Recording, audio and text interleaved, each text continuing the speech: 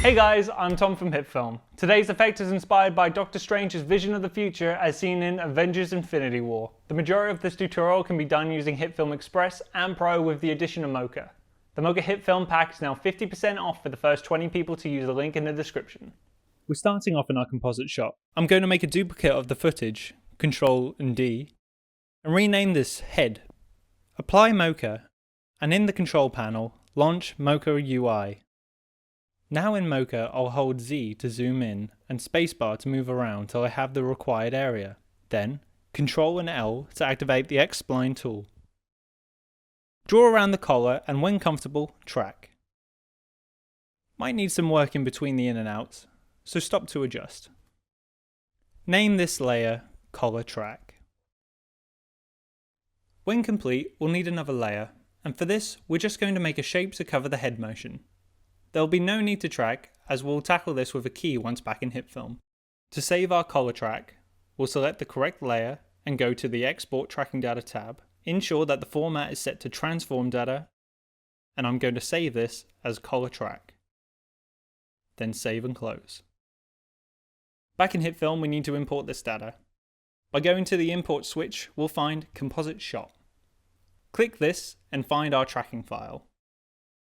Once imported, HitFilm automatically creates a composite shot. Find the point layer, and we're going to cut this into our main composite shot. Now with our assets together, let's also go to the control panel for our head layer, and down in the effects, we'll open the Mocha tab, select Apply Matte. If we now turn off the layer below, we'll see that Mocha is giving us our main tracked plate. Switch the head layer off and turn the footage below back on. Let's key out that green. First, I'll select a viewer window and press R for the rectangle mask, placing it edge to edge of our subject. In the effects window, down under keying, we'll grab chroma key and apply to our layer. Use the eyedrop to select our green screen and adjust the settings until happy with the results. For more on keying, please check out the card on screen now. With our key done, let's turn our head layer back on and copy and paste the key to this layer. Now we need to speed up the footage. Select both clips by holding Shift key, right click and go to Speed/Duration. Make sure that the lock is active and type in the new speed. Mine is about 20 seconds and I want to make it 8. Hit OK. It's a little different for our tracking point. Open the Layer tab and go to Transform, revealing the tracking keyframes. Select all of them now, while holding Alt, drag them to match the timing of our clips. Zoom in on the timeline to double check. Now our subject is keyed and rotoed, let's get into the fun stuff. In our effects window, go down to Generate and find Clone. Apply this to the head layer. Set the number of clones to 8. Position offset to 00. Blend mode to lighten.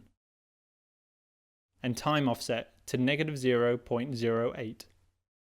If you now jump ahead in the timeline, you can already see that this is the base of our effect. Add a small heat distortion and scale down to 32, adjusting the distortion, bias and diffusion strength to something that you feel fits. In the animation drop-down, bring the wind speed to 25 and the noise to 0.25. Turn off the head layer for the time being. To get the trails, I'll go through my timeline and select the points where I've paused and bring my clones from 8 to 1. We can do this by selecting our layer and going to the keyframe icon on the timeline. The longer you leave a higher clone number, the longer your drag effect becomes. I have here an image of the Eye of Agamotto necklace. I'll drag this into the composite shot, rename it Necklace, mask around it. Once complete, we'll position it primarily using the anchor tool to help align with our tracking point.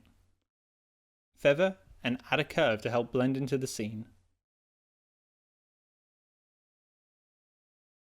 Once aligned, parent it to the collar track.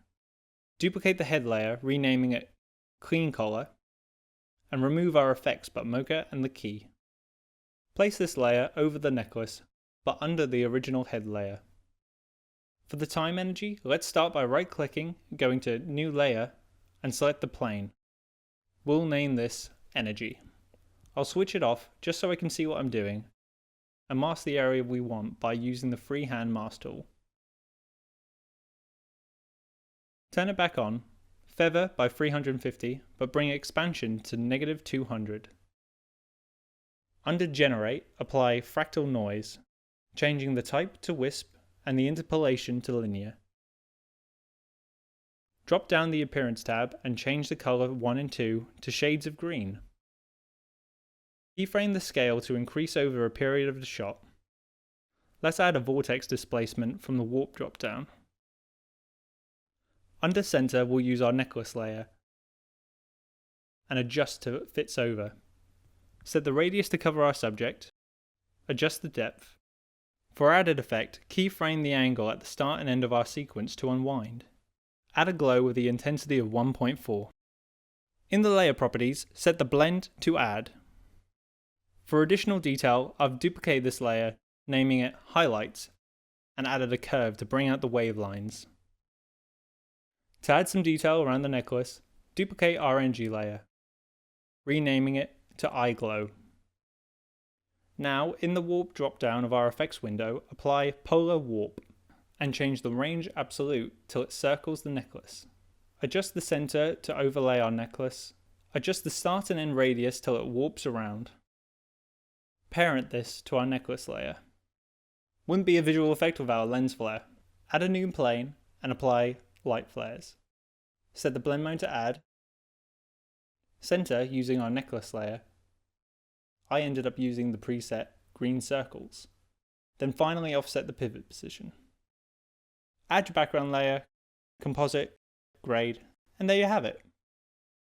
If you're interested in another Doctor Strange tutorial, check out the card on screen now. Leave any questions down below, don't forget to subscribe and ring the bell to get notifications on when we next upload.